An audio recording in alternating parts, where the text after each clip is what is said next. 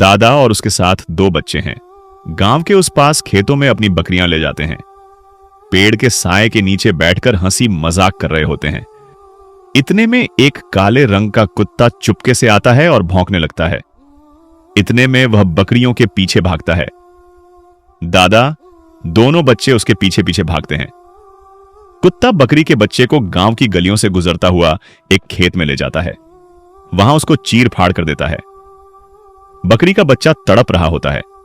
इतने में दादा बकरी देखकर समझते हैं कि वह मर चुका है।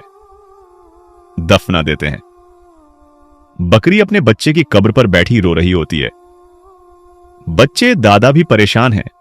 लड़की बहुत रोती है। मां जो इस दुनिया में नहीं रही, वह अपने बच्चों को मायूस देखकर आज भी रो रही है, क्योंकि उनके बच्चों को सबने छोड़ दिया है। उसके बच्चों को कोई सब्सक्राइब, लाइक नहीं करता। यह कैसी जालिम दुनिया है कि यतीमों को कोई लाइक, सब्सक्राइब नहीं करता।